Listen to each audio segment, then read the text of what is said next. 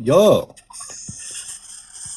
Theosophical, what's up? Hey, what's up, guys? Hey, I up, really like. man? I've never heard of your channel until tonight. I was just kind of listening to you guys. I love how there's like no pressure, and I'm a Christian too. A lot of times on TikTok, you just run into it, just debate me, bro. Super combative and argumentative. I like how you guys just actually consider what people are saying. So I really dig that. Thanks, man.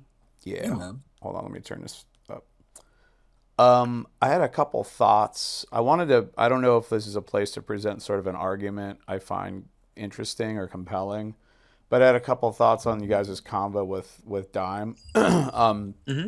Something that the way I kind of look at things for myself is I look at like my faith as a cumulative case. Like there's all these different lines of evidence, and it's not like what that allows me to do is it allows me to sit with tension because I have confidence in all of these lines of evidence. So, and I remember Dime was talking about, you guys are bringing up an analogy of like a car, and it's kind of like you get in the car and there's like no brakes, there's missing pieces and things like that. I think you're going to find some degree of that in any kind of theory or hypothesis. Like, for example, even with like physics, like right now, like quantum mechanics is incompatible with general relativity.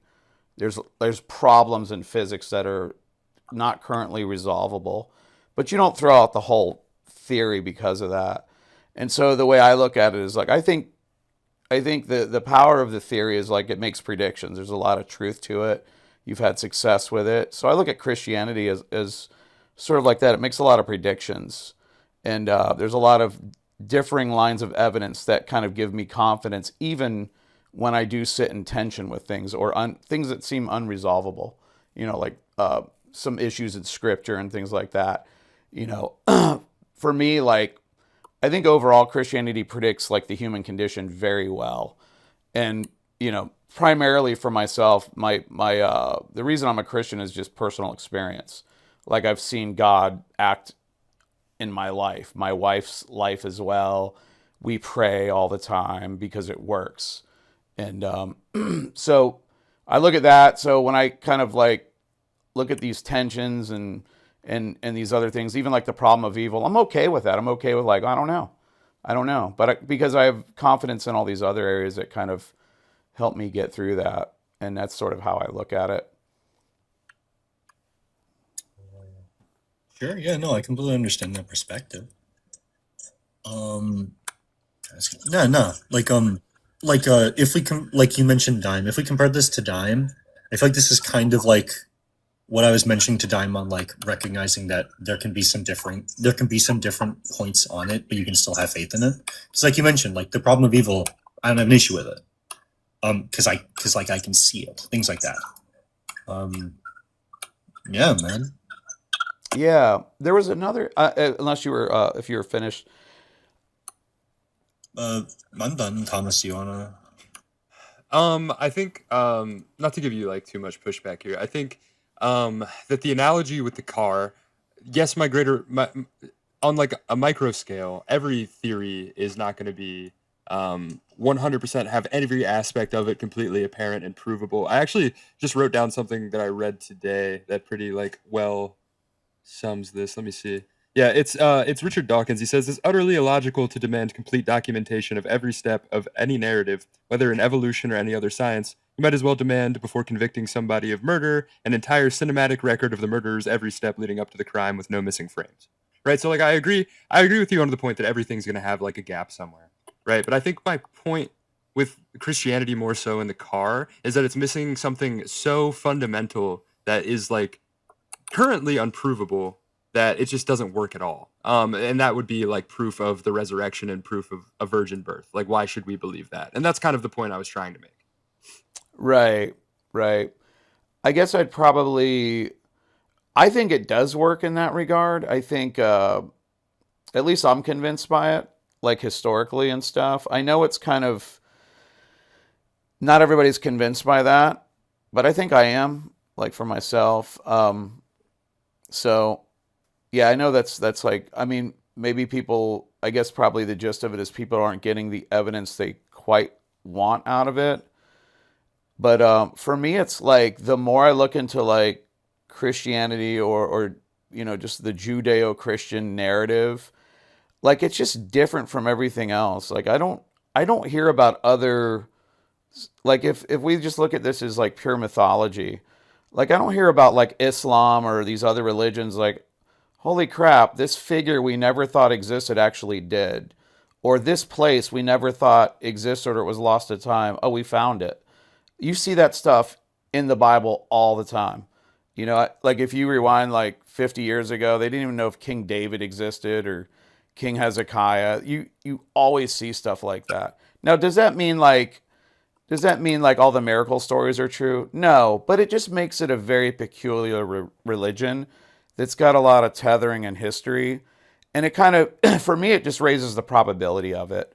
It's not like, it's not the caricature you hear. It's like, this is just a myth, bunch of goat herders. I'm like, well, they get a lot of stuff right. You know what I mean? Like, unlike other myths. So, I don't think that will convince everybody, but for me, it's kind of like, it's a little twinkle in my eye. I'm like, wow, this is different. So, Hmm. I Jack, do can you have any response to that? I can understand the perspective, but I do differ quite a bit on the actually, like, well, you framed it in the way of like I don't see a religion that has a comparison like that. Um and I am of the opinion that we do. It's just that very often, and I'm going to frame this in a way that makes more sense. It's bigger news when we can confirm something from the Bible because so many people follow the Bible. It's less big news when we have someone like, I don't know, someone confirm that King Arthur may have been a non-mythological actual king because people don't really think King Arthur was God. When we have influences that prove our beliefs this high, they tend to become more popular locally and also spread out in a larger wave from the media. Additionally, like that's the biased perspective of it. Not that it's a bad thing, but obviously when we are in a predominantly Christian world and with a predominantly Christian people, evidence for Christianity is going to be viewed more. On the point of like Islam, I don't really know how many mythological figures are applied in Islam because Islam is much later and there's a lot of people that aren't really mythological, they're just historical. The figure of Muhammad is not mythological. He likely existed historically. If we look at other like actual mythologies, if I look at Greek mythology, there's some like indications we have inferred recently that like there was likely a King Minos historically. That doesn't mean that everything related to him is true, but like we found the palace at Knossos, which happens to be very labyrinthine and does indicate that, yeah, Crete may have had a labyrinth on it. Not that it has a actual labyrinth, but there's a mythological basis of it. That's how most myths appear. So it's less of a like I'm measuring this long-winded, I apologize. It's less that you're incorrect on it. It's more that I don't think people that aren't looking for it would see that this isn't just applicable to Christianity. yeah, that's fair. And when I thought about this is just something like my personal musings. I'm open to, if there's something comparable in another religion where it's just so much historical narrative is tied up in the Judeo-Christian story. That's what's kind of like interesting about it, and it is centered around a historical event, which makes it sort of unique as well. It's kind of like everything lives and dies on the resurrection. You know what I mean? And even Paul gives you an out. If this doesn't happen, then peace out. We're good. So it's kind of like, I don't know. It's just interesting to me. But just all of these little details are usually found to be confirmed. At least the historical details, and so that raises it above like the level of pure myth. And I just don't know anything comparable to that. But I'm definitely open to like if there is some other religion that kind of like, maybe not in a Western context that, hey, we're getting all this historical confirmation about these stories. Dude, I'm down to like, I want to learn more about that stuff just so I know that, I know what I'm talking about. This is just something I haven't really researched too well, just kind of just in my daily, movements, like what I hear from others. I just don't really hear anything like the way like the Judeo-Christian narrative, the historical Sure. confirmations that enjoys. So Sure. No, I can understand that. You want something that's like very easily comparable to the Judeo-Christian narrative, particularly the historical life of Jesus? yeah, Uh, I'm relying on him again, Thomas. I'm sorry. There's this Oh, you're dude fine. named Apollonius of Tyana. Apollonius of Tyana is not a there's not a religious following cult around him. There kind of is. It's called Neo-Pythagoreanism or Neo-Pythagoreanism. It's not practiced today, which is why it might not be very comparable. But this is a historical religious group that followed this guy Apollonius of Tyana, who was a philosopher of his period, and they genuinely believed that he passed away and resurrected. This is well documented in reference to him. In fact, even Islamic texts that reference him. I think he's called Balis or Balin or Balinus or something in the Islamic world. They even have documentation stating this guy's claiming to have resurrected. We don't know, but there are still people claiming he resurrected. And this is documented centuries after he resurrected because he lived contemporary to Jesus. He was born in 15 AD, passes away around 100 AD. yeah, I just pulled them up. Yep. Do you think maybe in a this might be derivative of the Christian story? Well, it predates the Christian story. Oh, We does it? have Because it early says he references. existed after Christ, Uh, or is this this is the thing. Jesus, if he existed historically, passes away around 35 AD.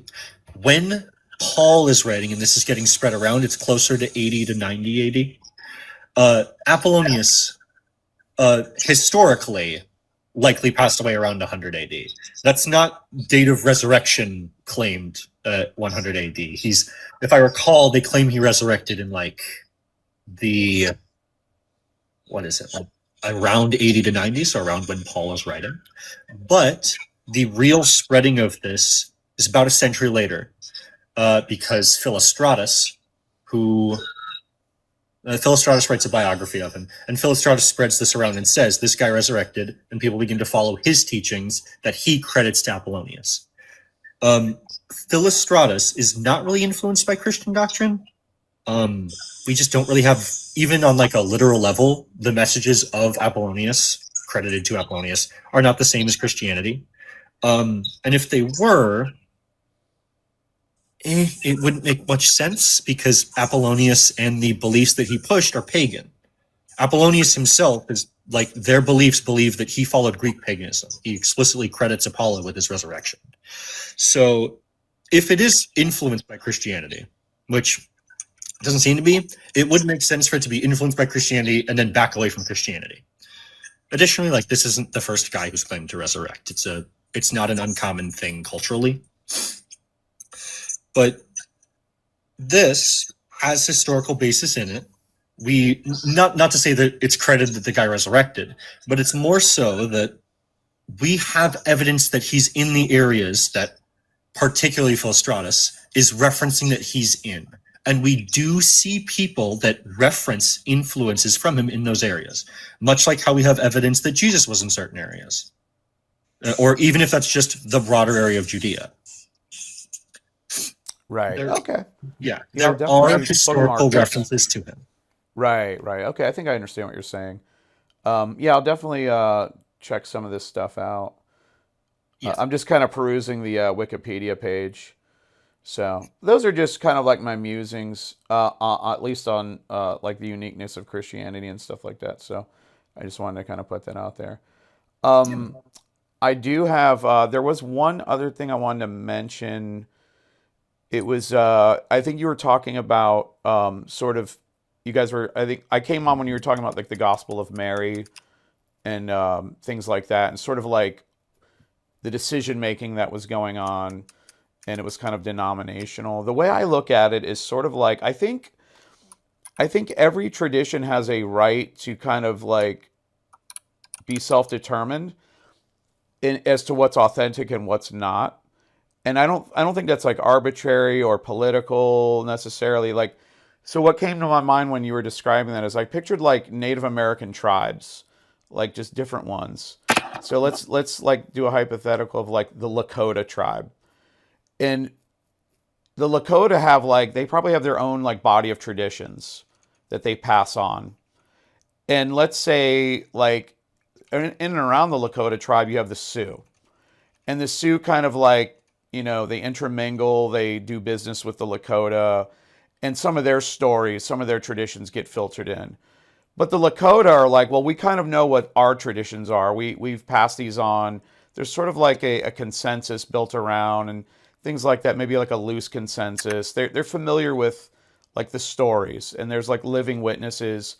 And so maybe they kind of like at some point they sort of like go through all these different traditions, and then they kind of start parsing them out like, well, this one is not authentic. These are Sioux traditions, or these are Mohawk traditions, or whatever. And I don't look at that as necessarily like a bad thing or a nefarious thing or arbitrary. It's just sort of like this group of people, they're around these events, and they sort of have like a certain type of knowledge that others probably don't have access to.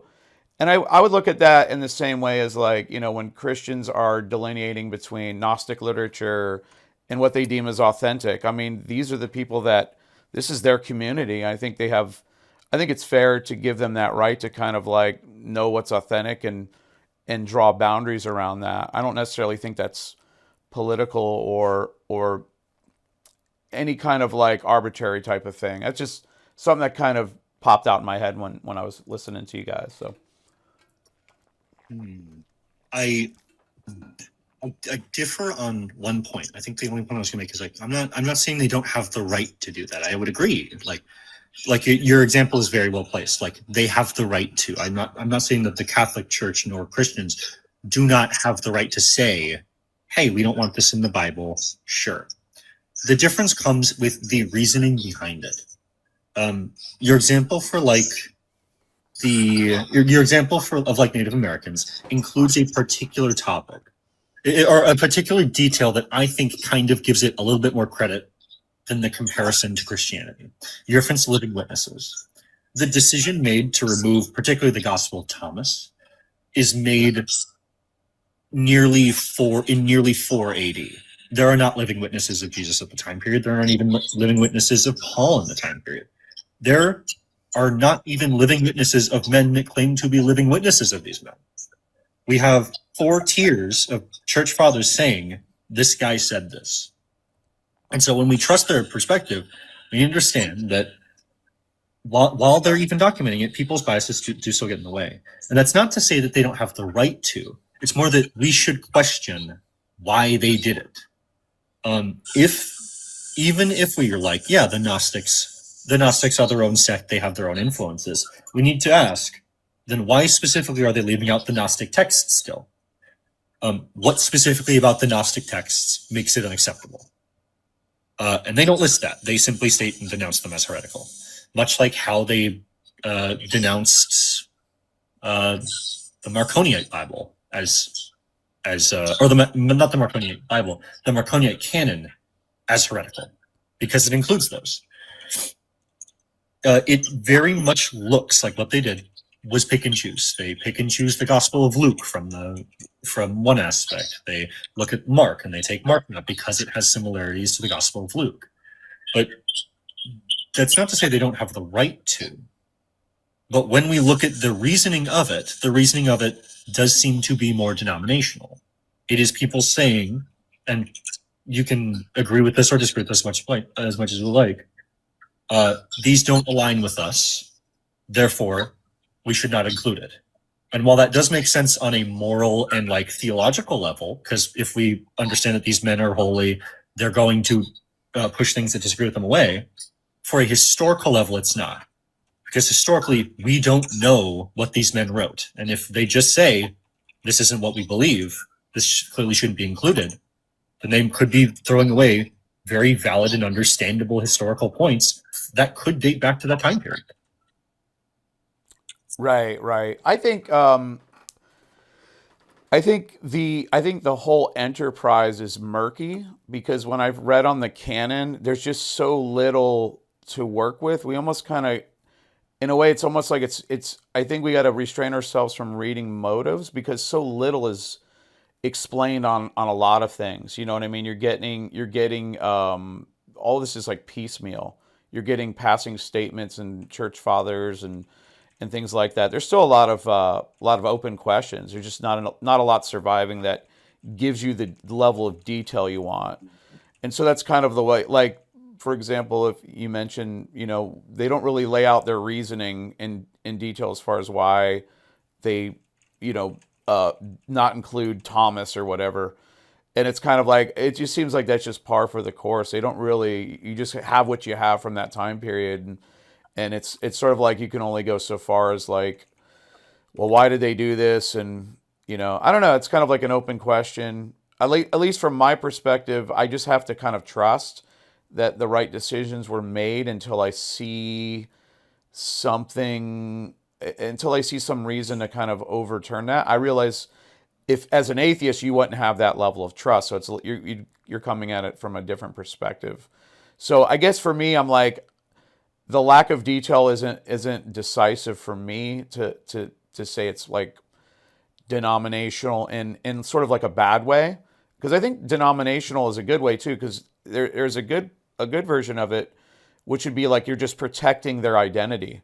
They know what their identity is. This is their community. Like we'd apply for like a Native American tribe and their traditions and what's been passed down. And in a similar way as like Indians, there's probably not a lot to work with as far as like, why did they go this route instead of that route? It's like, hey, these are primitive groups of people. You're not going to get a lot of those details. I don't know. It's just my take. I could see that's probably not super convincing. And so I don't know. At least from what I've read on the canon, it's just like we got to kind of piece a theory together on these things, because there's stuff there, but it's not incredibly detailed. At least not in the early periods. At least from my perspective, from what I've read. So, Yeah. if that makes Um, sense. I would say, I think I referenced this earlier. I think that the difference here is ultimately going to come to what we are using these for. You have mentioned you have more trust for this, and you referenced that I'm an atheist. I'm going to be more skeptical of it. I think that's because we use these for different purposes. I'm an archaeologist and a bioanthropologist. I look at these for historical relevance, and when I'm looking at things for historical relevance, I have to look at the context and the bias behind it. When we look at what someone did, and explicitly are looking at something like a council that is deciding what is included and what isn't, why they choose to not include something matters. Whereas if we're looking at something for a moral heading, it's a bit less applied for why they did it and more, what does this mean for my morality? And that's not me like stating it's bad.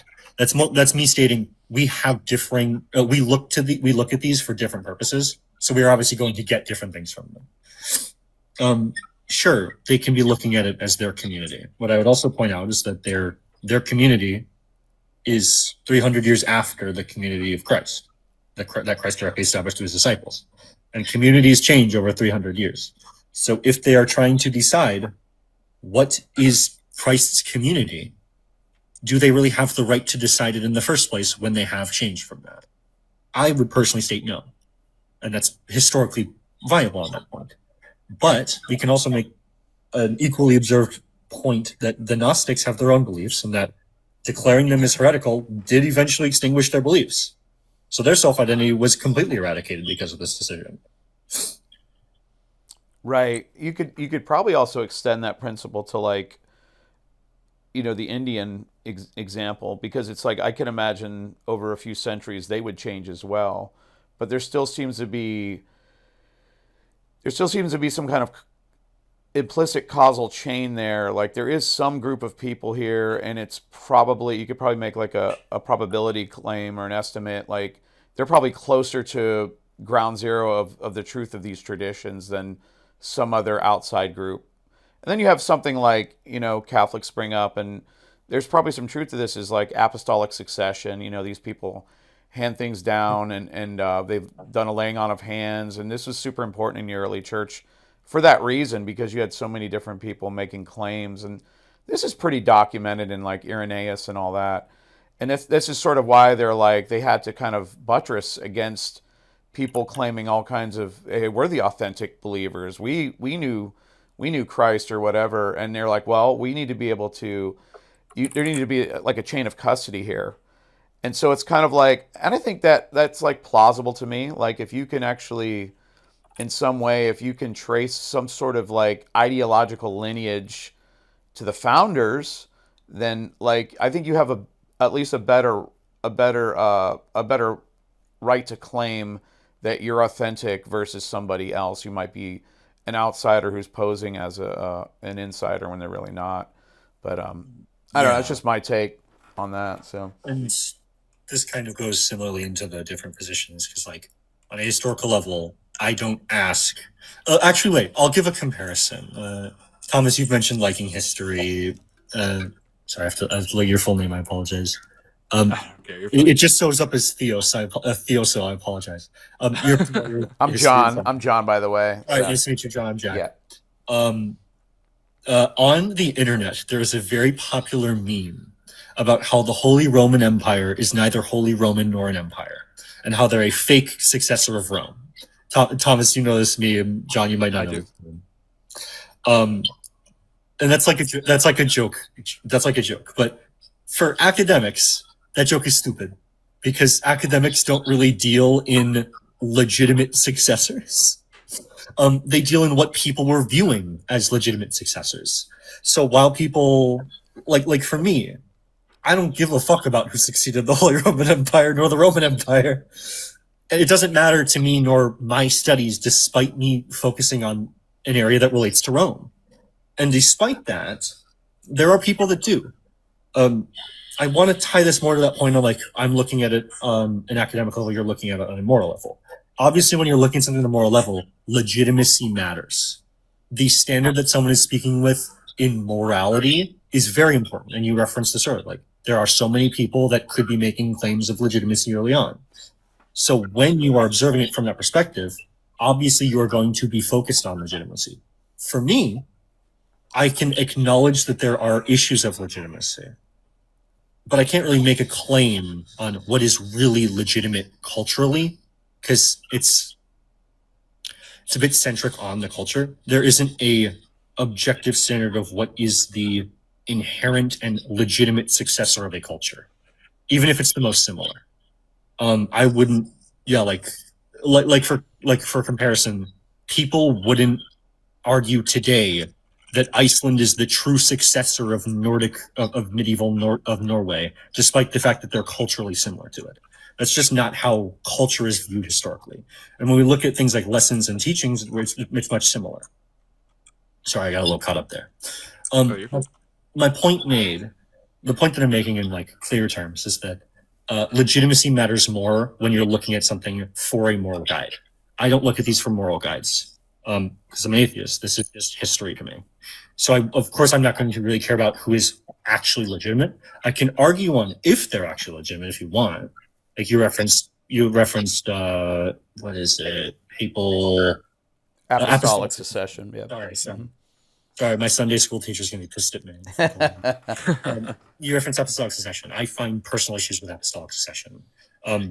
Most academics find that it's not really as relevant as we want it to be for the claims that it makes. But like, even if it were true, I wouldn't really consider it a legitimate form of like argumentation anyway. Right. Would you say? I think you could kind of ascertain a certain identity to even like ancient groups. Like when you're talking, like something popped in my head about like that you could sort of like draw boundaries around the trends that a group follows, and that usually comes out of their teachings. Like you could, I remember reading somewhere like a while ago about like ancient Judaism. Like amongst the Jews, you're not going to find certain cultic practices like you would find in the Gentile world or the pagan world, because they didn't practice that. There's sort of like a historical trend with this people group, and you can kind of like draw some kind of loose boundaries. These are Jewish people. This is what they believe. This kind of explains the data of why we don't find these certain types of cultic practices in this particular area. And it seems like you could probably do something like that with Christianity too. Maybe not like really sharp lines, but you could at least there'd be some sort of lines that we know what a Christian is to some degree. We know what a Christian Well, is not. We know that they're not going to be doing like Zoroastrianism, or they're not going to be sacrificing animals or anything like that in particular, or something you would see in some other like pagan group. And so I guess it seems to me like you could sort of, maybe in a loose way, track that trend and say this seems to be like what Christianity is based on what we've observed, and this seems to be like some outside group, if and you could kind of extend that to like a body of literature as well. This is sort of what Christians believed, and then when I read these other books, this is sort of like you could tell this is an outside type of influence here. What do you think about that? mm, Does that make sense, or is that I like? feel like we might differ on what the lines are drawn for what Christians are early on. Because what we have historically for what Christians believed early on might differ from what you believe Christians worship now as established early on. For example, historically, we have more indication, and this is more indication. I'm not going to make the claim that it's 100% true. The evidence points towards Christians initially not believing that Jesus was God. That's one of the set standards that we have early on. So if we're going to have like a lines on what people practice and believe, if I'm going to make the point, like early Christians believe in God, believe that Jesus is God, well, there's one that isn't there. So we have to look at other people. We can have, they believe that there's a claimant of Messiah. Well, then we have 80, 90 AD Jews that also believe that there was a claimant of Messiah. They just didn't believe that he was divine. There's a lot of points, and this is because Christianity comes out of Judaism, where it's because it comes out of Judaism and because there are very clear cultural influences on early Christianity. The divinity of Jesus has a lot of standards that borrow from Greek culture. This is where we get like the older idea, because there used to be an old argument that a lot of atheists made based on some older academia, that Jesus is inspired by Dionysus. It's not as established today, but what's commonly accepted is that the cultural context of Jesus, because John, like, remember, where are all the churches in the epistles addressed to? What nation now? I'm sorry, could you repeat that? The epistles, they're all addressed to churches. All those churches are primarily in Greece. Right, They're speaking to Greek pagans, Gentiles. right. And those people naturally have influences on what they consider divine. So when they hear, hey, this man is divine, he's from this, especially in this time period, people are coming into their towns preaching of Jesus and they're explaining Jesus, but they're not always sitting down with people, talking to them and going, this is explicitly what Jesus is. Very often there are people just stating, this man is divine, he resurrected. And so when I reference divinity, just like how today, if I reference divinity, someone in India is going to have a different standard for what divinity is. When they're referencing divinity in this time period, what is divine is referenced differently. This is why early on, what we view as Jesus isn't seen. Not what we view as Jesus. Our understanding of like long-haired bearded guy, that's not what Greek Christians initially viewed him as. They initially viewed him as very, very young. And that's because Greek pagans had a standard of eternal youth for divinity, especially sons, Apollo, Ares, Dionysus. All of these sons of deities that are deities themselves are young. So when they hear about Jesus and how he's a son of God and how he is divine, they apply a very youthful standard to him. A young man who's probably in his 20s, despite the fact that there's at least an argument that he more passed away in his early 30s to late 30s. That's a small one. There's a lot more, including the entire context of what his resurrection means for Greek-speaking people. But that's just one. And that's where cultural shifts like this get blurred, because you mentioned it gets blurry. Christianity is very blurry, because there's a lot of influences from a lot of areas, because it's spread into a pretty diverse area. These are, I mean, even the people that spread this initially, Greek-speaking Jews, that's two cultures immediately. In the Mediterranean, which is very cross-cultural, speaking to a lot of different people in Greece. There's a lot of culture at this time period. And so while we might be able to set specific lines on them, those lines almost immediately change when we can point out where they get the idea. Because very rarely do cultures just come up with an idea on their own. Right, and I can definitely I can agree to an extent about the Greek influence. You have, especially in the Gospels, John being one of the prime ones, like the Logos and all that kind of language. I get that. I think those, at least the way I look at that, is sort of like, I don't know if that touches the core idea. It's just more or less like drapery. It's just a way to sort of explicate it and contextualize it. But I'd be curious. You mentioned that, I know this is very hotly debated, but I'd Yeah. be curious what your evidence is as far as like the first believers did not believe he was divine, and kind of what that evidence is. I should specify, because I may have worded as divine. I apologize.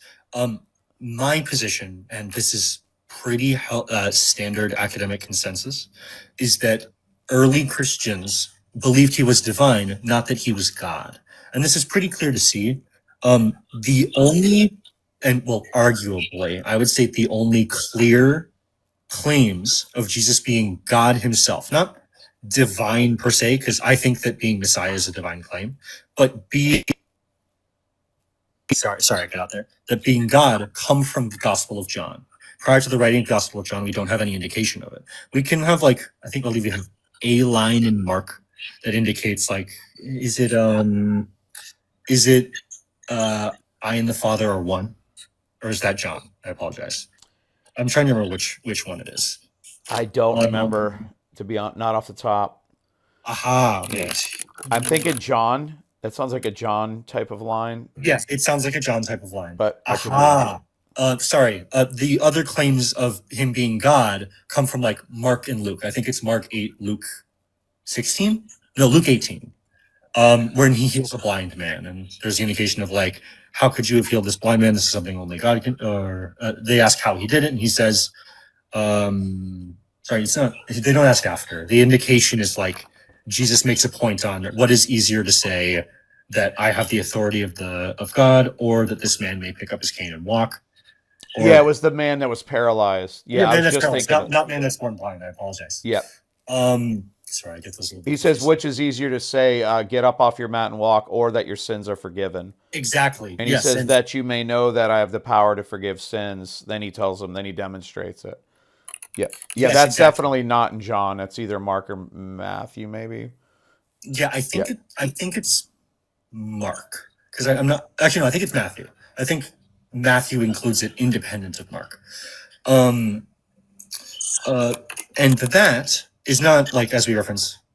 I wouldn't consider that an indication that Jesus is God. I would say that is Jesus having the authority to forgive sins.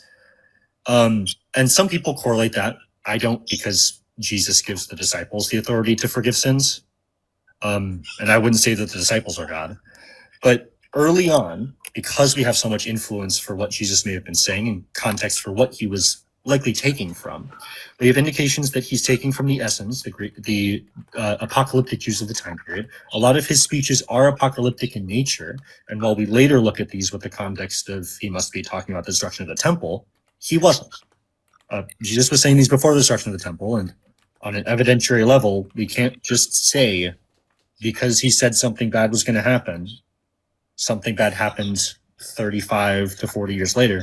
He must have been talking about that. It's not really what we can do with that, with the evidence. What we have are contemporary people to Jesus talking about the apocalypse and the end of the world, alongside Jews who believed in the apocalypse and the end of the world, and Jesus speaking about the apocalypse and the end of the world. Hence, some of you will not be alive to see the coming of the kingdom of God.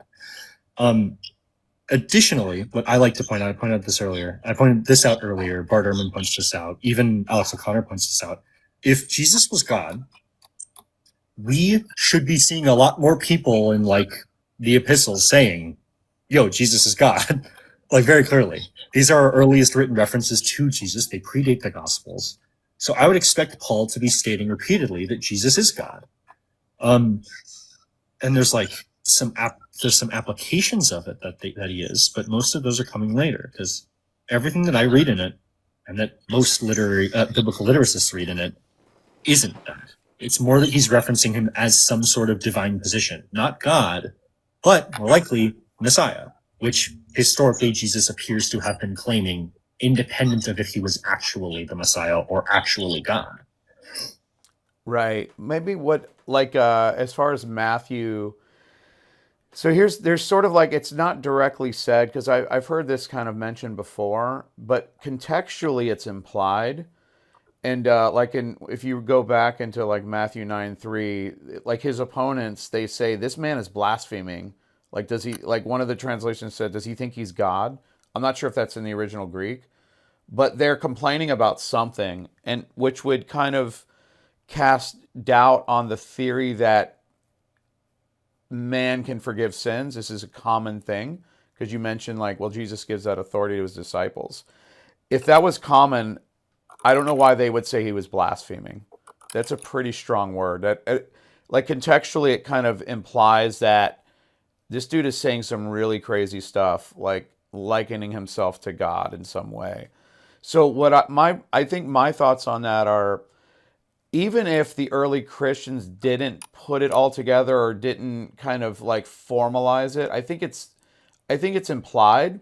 I think it's sort of like it's present in seed form, and like these kinds of things develop, like theologically develop, and they become more pronounced over time.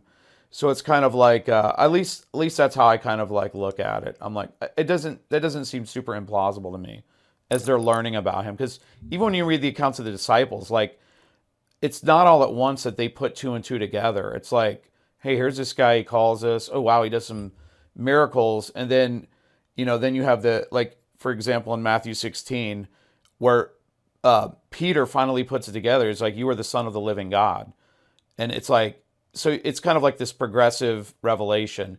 So I wouldn't be surprised to see that in the church itself. Like, over time, they start putting these things together, and that are implicit, and then they kind of draw the meaning out. At least that's how I look. I don't know what your thoughts are on that, but that's sort of what I was thinking when you were mentioning that. Well, unlike you reference, like, I think you referenced the initial part of like Matthew 9, where it's like, this fellow's blaspheming. And these, like, Yeah. some of the teachers of the law said themselves, this fellow's blaspheming. I don't know if it names it in Matthew, I could be incorrect. The reference to who is typically, most of the Jewish teachers that are speaking against Jesus, they're typically referenced as Pharisees. Pharisees are a real first century Jewish group of the time period, and it is there in the initial literature. And what we could infer from that, independent of this fellow's blaspheming, is that the Pharisees, the group that was standard across Judaism, which did disagree with the Essenes, who did not believe in Jewish apocalypticism, are stating that Jesus and fellow apocalyptic Jewish preachers like him were blaspheming. They were stating things that were heretical, that they were incorrect. And that's historically, like, absolutely true. They would have done that. We know that they did that to other apocalyptic Jewish scholars of the period. So I don't see why they wouldn't say that to Jesus. It's just that this context is applied to a miracle. In contradiction to that, like, you reference, like, man cannot do this, is clearly, man doesn't have the authority to forgive sins. Or if it was a common thing. I don't know why they'd be so shocked by it. I guess that's sort of the if it point. was a common thing, it would make sense. My understanding is that when Jesus gives the disciples the authority to forgive sins, he explicitly references it as the Father has sent me, I will send you to forgive sins. It is in the same nature that God sent Jesus, which isn't stating it's common, because it doesn't really need to be common for it to arrive. It's more a theological point on what these men believe. If these men believed and documented that Jesus was sent by God in the same way in nature that they were sent by Jesus, I would argue that they don't believe that he was they didn't believe that he was God nor a literal son of God. Even the point in Matthew 16, I believe it's Simon Peter says, "You are the Son of the living God." He explicitly says earlier, "You are the Messiah, the Son of the living God." It's clear that the Son of the living God is meant to be contemporary, or not contemporary, connected to the title of Messiah. And we do see Son of God applied to leaders of Jews in the Old Testament that are in a similar manner. I believe David is called Son of God. I think Abraham is also called Son of God. It's not explicitly a literal statement. And even then, the point doesn't seem to be that Simon is realizing, holy crap, like Jesus is the Son of God, literally. Like he's this kid. He was clearly put in Mary by God. It seems more to be that Jesus is recognizing that Jesus is the Messiah, especially in Matthew, because Matthew really focuses on the Messiah part quite a bit. Not as much as Mark does, but like it's pretty clear. That's my perspective on it. I would state that this is more indicative, because ultimately what I'm doing is looking at it from a different perspective of you. I'm trying to look at it from a more neutral perspective, independent of our standard understanding. Because even like today, a lot of people that think of the term Messiah don't recognize that Messiah is not a claim of being God. It's a claim of being, it's a political claim. It's a claim of being king of the Jews. So when Simon is saying, "You are the Messiah," and then applies Son of God, another term applied to prior men that led the prior kings of the Jews, prior men that led the Jews, it seems more that his focus is on the Messiah part, not Son of God part, you know? Right. I can see the case you're making there for that. I guess the for me it would be more like what triggered the Jews to, because it's right after he says that I think he says that he tells the paralytic something to the effect of like, "Be of good cheer, your sins are forgiven," and then it's right there they say, "Who is this man? He's blaspheming." And I'm curious what it was that he said that made them think he was blaspheming. Well, That's the part I'm curious about. I think we both agree on what they consider as blasphemy. I think that the Jews in that section find that him saying your sins are forgiven is blaspheming. That's not standard for Jewish custom. What seems to be the case is not that.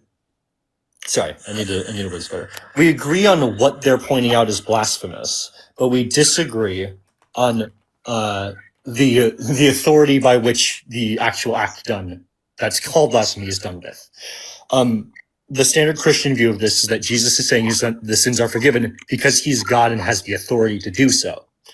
My view, and what most academics read this as now for a contemporary view, is that he is stating your sins are forgiven because he's been sent with that authority as the Messiah in the exact same nature that he sends the disciples, like he later says. He explicitly says the disciples will be sent to forgive sins just like he was sent by God. And so if he forgives sins, it more seems to be that he was sent by God to do so, not that he is God. Right. Yeah, so that would be sort of a counterpoint. I could see that as a counterpoint you would make to kind of deflate the idea of godlike divinity, because this Exactly. is something he extends to the disciples. I think the stronger evidence is what the offense was that the Jews saw. At least for me, I'm wondering what the offense was. Like, was it just that he said something false, or was it just that the fact that he said he's implying he can forgive sins and nobody but God can do that. So I'm curious what the offense was. But we could kind of shelve that, I guess. But I get your point. I guess I just would probably have to look into more what that offense was, because to me, and like on the face, it seems like it's the offense is like he's making himself out to be like on the level of God, because I don't know of anything prior to that, at least in the Hebrew scriptures, where any servant of God, a prophet, or anybody like that forgives sins. Like, this seemed to be very unique. I'm open to, if there was, I might be forgetting. I don't have all this memorized, but that's why I'm like, this is different. At least that's how it's striking me. But I mean, let me just check really quickly. I just want to cover bases first, because I can't think of any off the top of my head, but I can just very quickly try. I do want to make one greater point, just to the point of blasphemy that kind of touches on something that Jack said, is that um, if you're to draw a comparison to what Jack said about being the Messiah not being necessarily a claim to be God himself, but to be a divine claim in the sense of the King of the Jews is ordained by God, right?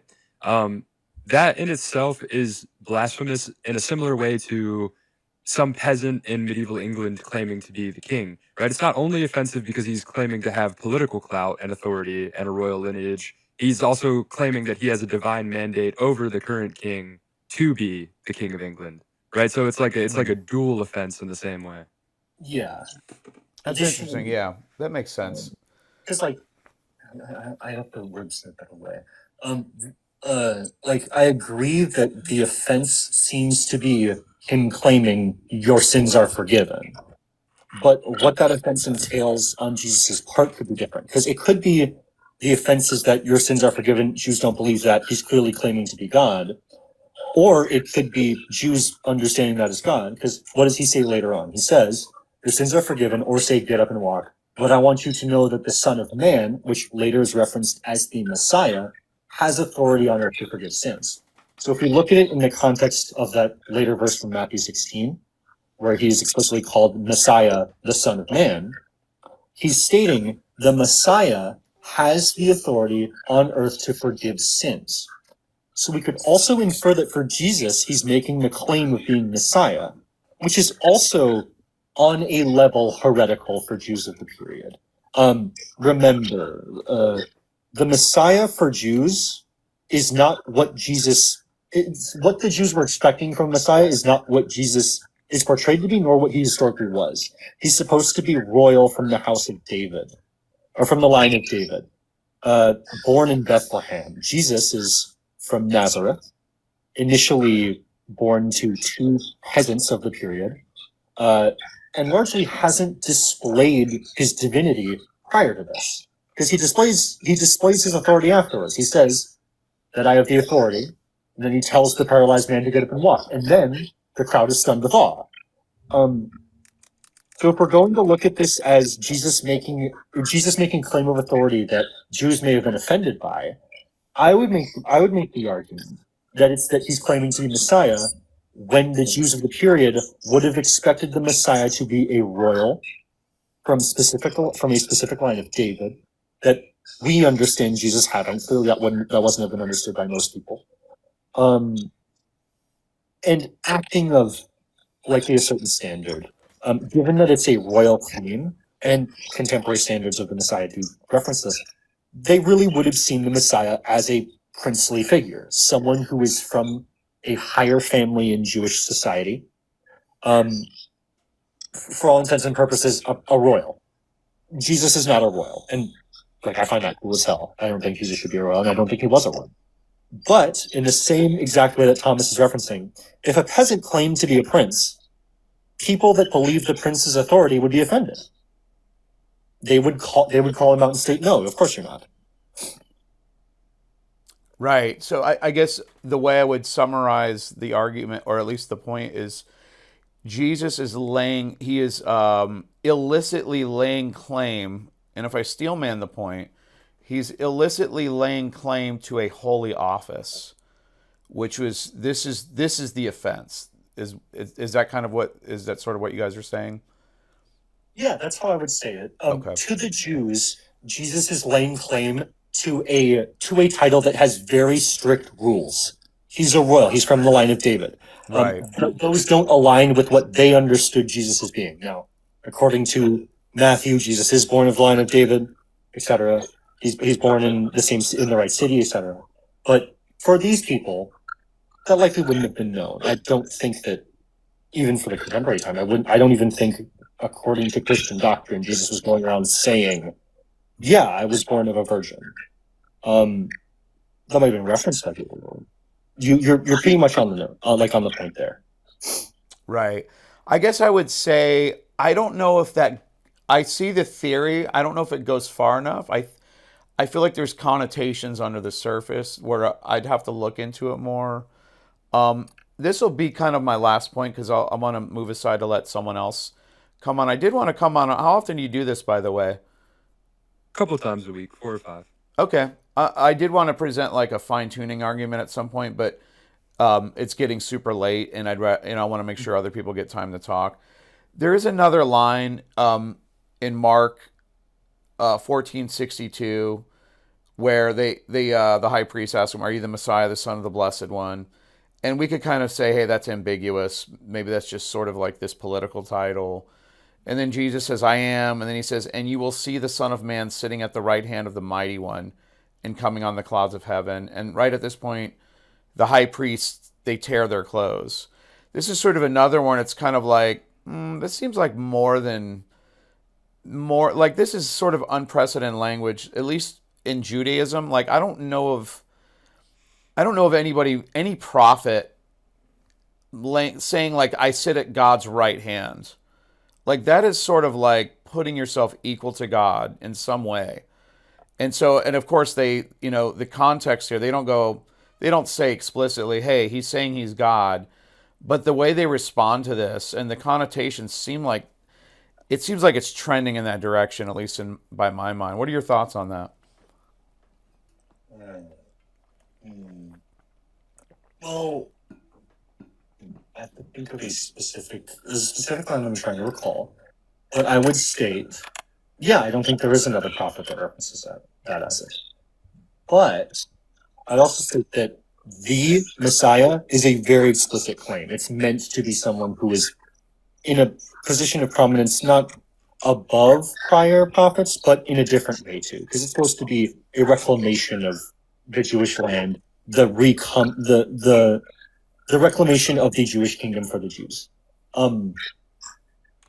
Additionally, the use of the term "sitting at my right hand" is not completely without context prior in the Old Testament. If I recall, Psalm has a reference to the Lord said unto my Lord, "Sit thou at my right hand until I make thine enemies thy footstool." It's meant to give some level of authority. But I would also state this is a bit more evidence for the claim of Messiah being divine, but not the claim of God. As much we can get into this, but the position of the Trinity is more established later on outside of the New Testament. It's not as established within it. And if we were to understand that early Christians didn't follow the Trinity, then having Jesus sitting next to God very clearly distinguishes the two, as one is God and one is Jesus. Though the position of Messiah as a level of importance, it makes sense that he would be sitting at God's side, not as God.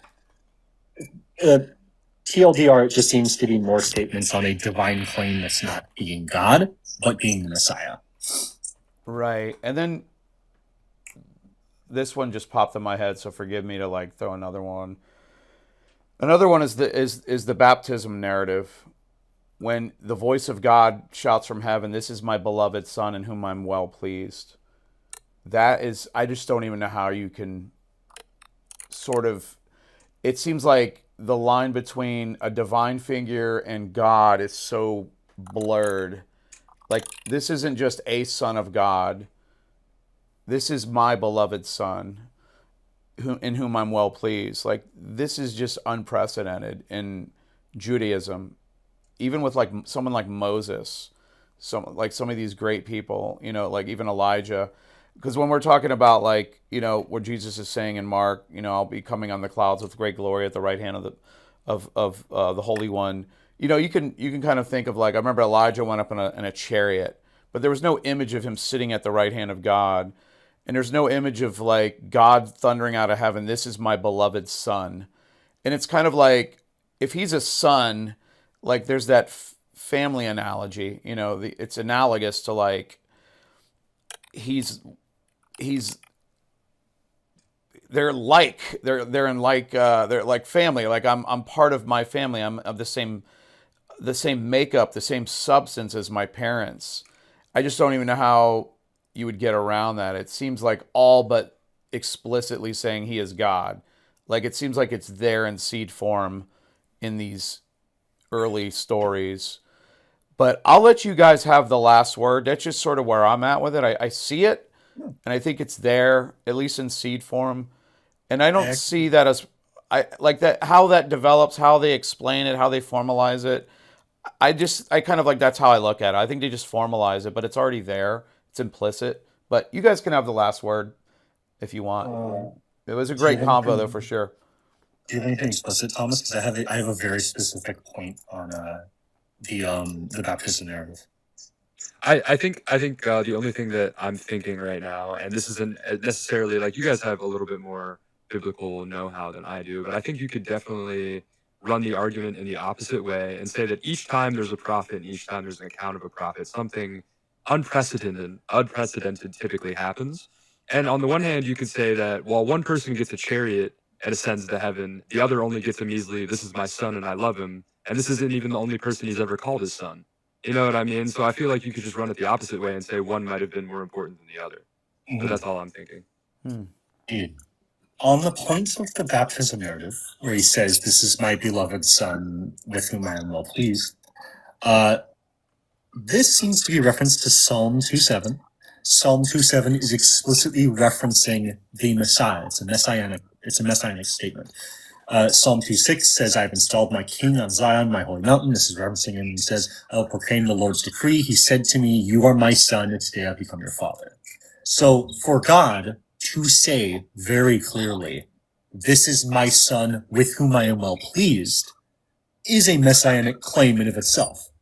So even then, while it is a bit excessive for prophets, I would state that when it's the Messiah, it should be excessive because the Messiah is a position not above other prophets, but clearly of importance independent of them. And what is explicitly laying out and emphasizes Son of Man, Son of God, all these things. And we have Psalm 2:7, which is discussing messianic claims and explicitly says, "You are my son, today become your father," as the words of God. I think that this being said is a very clear line. It's clear that at the baptism, he's saying this. It seems to be God effectively confirming unto those people that are witnessing it that Jesus is the Messiah. Right. And it's an Yes. interesting point. It's an interesting point because when you mentioned Psalm 2, I believe it's messianic. So the Jews would understand this messianic connection. And then that leads me to like something like Isaiah 9:6, which was also messianic. And there's language of a son. And you guys will recognize this one. This is probably the most explicit. So if the Jews, if they're hearing all this and they're kind of making these connections, this would be one they'd make too. For It's unto the one us, about like, Ahaz, right? what's that? This is the story of Ahaz and then the son born of a virgin, right? That'll eat only honeycomb. This is I think that might be in it. This is just 9:6. For to us a Okay. child is born, to us a son is given, and the government will be on his shoulders, and he will be called Wonderful Counselor, Mighty God, Everlasting Father. That line right there. Everlasting Father. Like I don't know how much that's like you're there already.